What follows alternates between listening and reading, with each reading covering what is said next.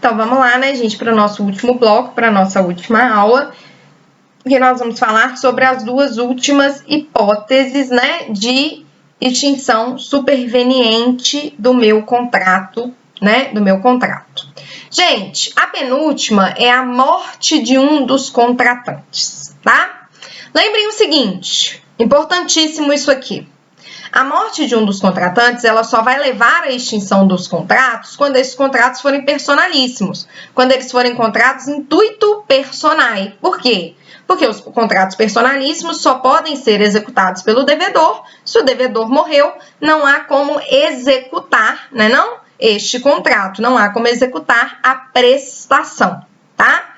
Subsistem as prestações cumpridas e o contrato, a extinção desse contrato pela morte, vai operar o efeito esc nunc, da morte para frente. Tudo que foi cumprido vai subsistir, tá? Gente, nesses casos, a impossibilidade da execução do contrato aqui é sem culpa, não é isso? E aí ela leva ao que nós chamamos de resilição automática, dado que a parte falecida ela não pode ser substituída, ok? E por último, nós temos a hipótese de rescisão, tá? Gente, há uma grande celeuma, uma grande discussão na doutrina sobre o que seria a rescisão, tá?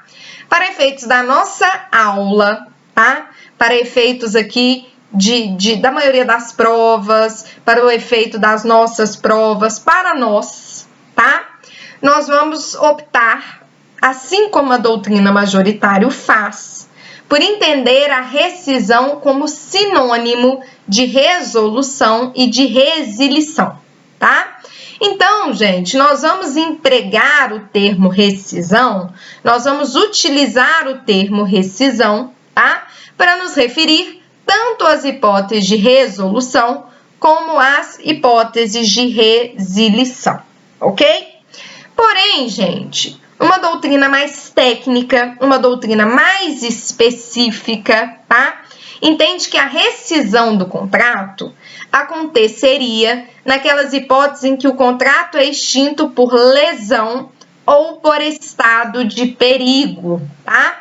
Eu não vou voltar a essas hipóteses, porque vocês já sabem que o que é a lesão e o que é o estado de perigo, tá? Tá lá no Código Civil 156 e 157 do Código Civil, vocês têm uma relembrada. Mas a doutrina mais técnica, então, ela entende que a rescisão seria isso, seria a hipótese de extinção no caso de lesão ou de estado de perigo, tá? Nós, no entanto, vamos entender a rescisão como sinônimo de resolução ou resilição. Quando a pessoa estiver falando em rescisão do contrato, ela pode estar se referindo a qualquer uma dessas opções, ok? Gente, com isso nós finalizamos a nossa aula de extinção dos contratos. Como essa aula foi bastante extensa, né, gente? Como eu acabei aqui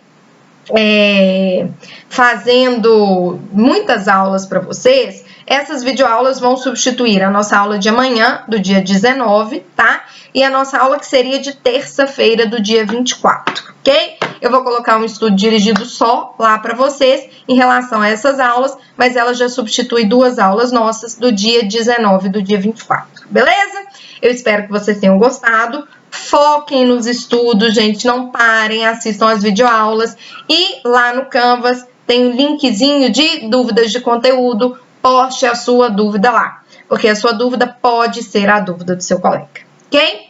Obrigado pela atenção. Nos vemos na nossa próxima videoaula, que nós vamos conversar sobre vício redibitório e que vai substituir a nossa videoaula de, deixa eu olhar aqui meu calendário, do dia 26, beleza? Até mais, meus queridos. Fiquem bem. Tchau, tchau.